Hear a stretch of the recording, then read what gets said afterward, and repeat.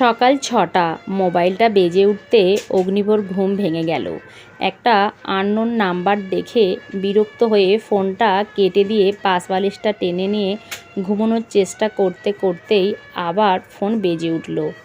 এইবার ফোনটা রিসিভ করে হ্যালো বলতেই ওপাশ থেকে উত্তর এলো, গুড মর্নিং অভিনব, আমি রূপকথা বলছি রে।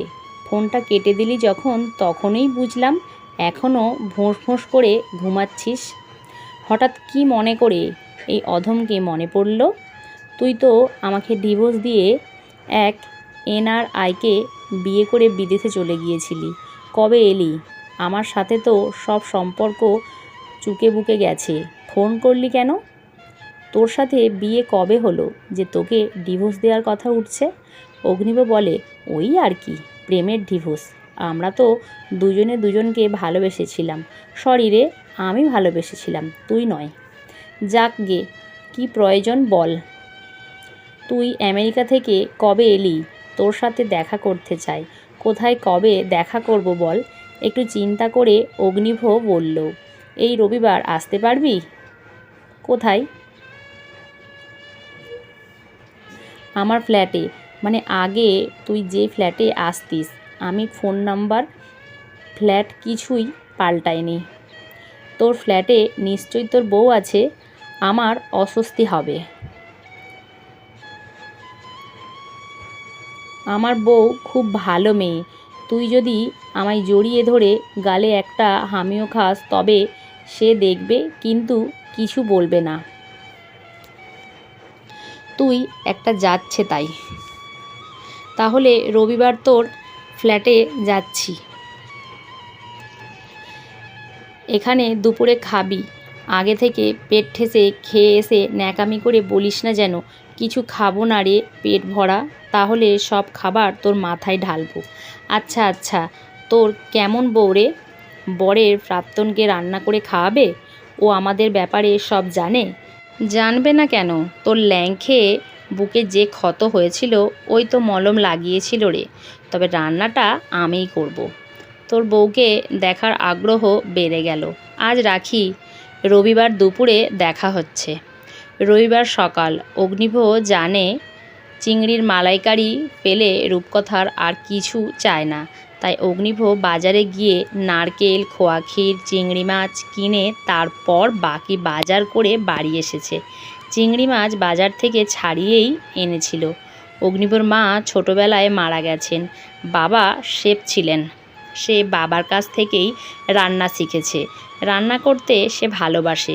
সব গুছিয়ে নিয়ে গ্যাস জ্বালিয়ে চিংড়ির মালাইকারিটা রান্না করতে করতে অতীতে ফিরে গেল।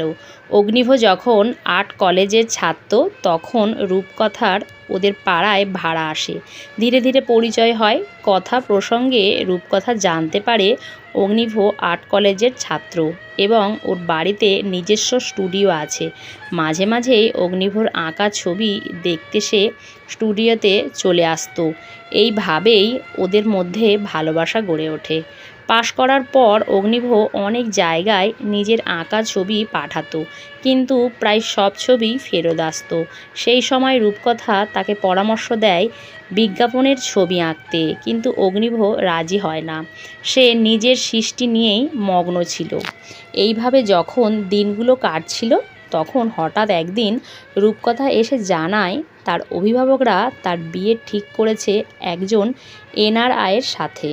বিয়ের পর আমেরিকা চলে যেতে হবে। অগ্নিভ বলে, তাহলে চল আমরা রেজিস্ট্রি করে নিই। তাহলে আর তোর বাড়ির লোকেরা তোর বিয়ে দিতে পারবে না। রূপকথা জানায় সে অগ্নিভকে বিয়ে করতে পারবে না, কারণ অগ্নিভর মতো একজন অপদার্থ শিল্পীকে বিয়ে করলে সারা জীবন দুঃখ কষ্ট ছাড়া কিছুই পাবে না সে। অগ্নিভর কোনো ভবিষ্যৎ নেই, তাই হাতের লক্ষ্মী পায়ে ঠেলতে পারবে না রূপকথা। অগ্নিভ যেন ওকে ভুলে যায়। চোখ মুছে অগ্নিভ রান্নায় মন দিল। ভাত, ডাল, আলু ভাজা, চিংড়ির মালাইকারি, রুই মাছের ঝাল, দই আর রসগোল্লা এই আয়োজন করেছে অগ্নিভ তার প্রাক্তন প্রেমিকার জন্য। কলিং বেলের শব্দে অগ্নিভ দরজা খুলে এক দশাসই ভদ্রমহিলার দিকে চেয়ে অবাক হয়ে বলে, সেই ঝাঁটার কাঠি কি করে এই 10 বছরে 5 মণ ময়দার বস্তা হলো? তাজ্জব, কি বাত! তুই রূপকথা তো? মুখটা দেখে তাই তো মনে হচ্ছে। এই রোদে তেতে পুড়ে এলাম, কোথায় এক গ্লাস ঠান্ডা জল দিবি তা না, মজা করছিস? রূপকথা রেগে গেল। সরি বন্ধু, নাকি শত্রু? সে যাক, তোর জন্য শরবত ফ্রিজেই রেখেছি, তুই বস, এক্ষুনি ফ্রিজ থেকে এনে দিচ্ছি। শরবত খেয়ে রূপকথা বলল, তোর বউ কই, আলাপ করাবি না? ধীরে বৎস ধীরে, নিশ্চয়ই আলাপ করাবো। আগে নিজেদের কথাবার্তাগুলো সেরে নিই। 10 বছর পর আবার কি প্রয়োজন পড়ল এই অপদার্থটাকে? তোর খুব অহংকার না রে? কত বিখ্যাত শিল্পী এখন তুই, দেশে বিদেশে তোর ছবির কত কদর, প্রচুর দামে এক একটা ছবি বিক্রি হয়। এখন বিশাল বড়লোক হয়ে গেছিস, তাই উপহাস করছিস? তোকে উপহাস না রে, তোর কথাটাই মনে করিয়ে দিলাম যে দিন তুই আমাকে ছেড়ে চলে গিয়েছিলি, সেই দিন সবার কাছে এক মুহূর্তে উপহাসের পাত্র এই আমি হয়ে গিয়েছিলাম। থাক সে কথা, চল খেতে খেতে তোর কথা শুনি। তোর বউ খাবে না? ওকে ডাক, আলাপ করা।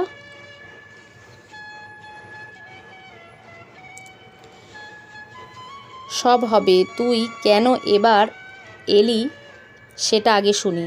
খেতে খেতে রূপকথা বলল, তুই রেঁধেছিস, প্রতিটা আইটেম দুর্দান্ত হয়েছে। আমি যে চিংড়ি মালাইকারি ভালোবাসি সেটাও মনে রেখেছিস? আমি কিচ্ছু ভুলি না রে, তুই কথা এড়িয়ে যাচ্ছিস, বলল অগ্নিব।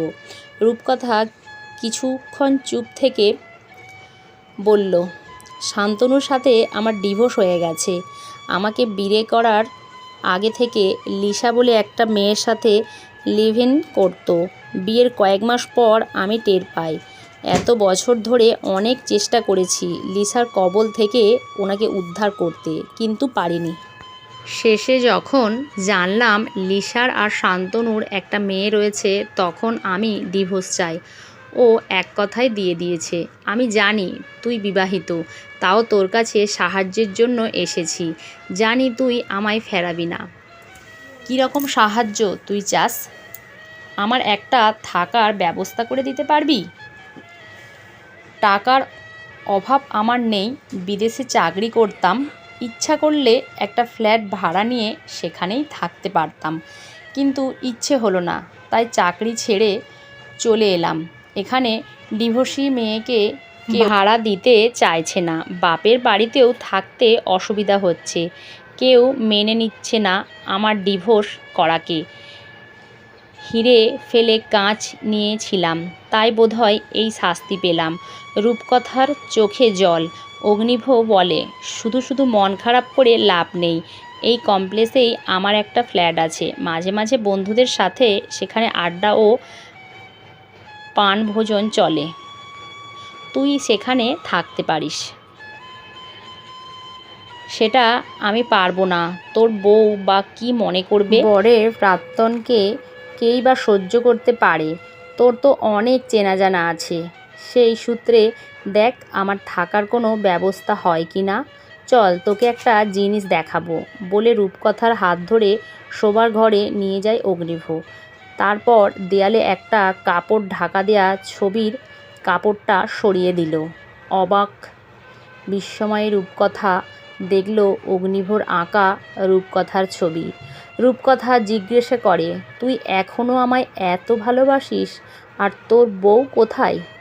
অগ্নিভ বলে, তোর আসল রূপ দেখার পর কোনো মেয়েকেই ঠিক বিশ্বাস করতে পারিনি, তাই আর বিয়ে করা হয়নি।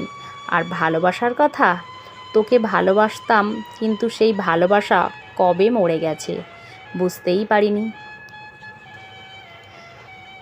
তবে তোর কাছে আমি কৃতজ্ঞ, সেই দিন যদি তুই আমায় অপমান না করতিস, তবে আমি কোনোদিনই বড় শিল্পী হতে পারতাম না। তোর অপমান আমার মনে আগুন জ্বালিয়ে দিয়েছিল। সেই আগুনে দগ্ধ হতে হতে একটা নতুন শিল্প সৃষ্টি করেছি। এই অপমানের আগুন যাতে না নিভে যায় তার জন্য তোর ছবিটা টাঙিয়ে রেখেছি। তবে তুই নিশ্চিত থাক, এতটা অমানুষ হতে পারিনি যে তোর বিপদে পাশে দাঁড়াবো না। রূপকথা পাথরের মূর্তির মতো দাঁড়িয়ে রইল।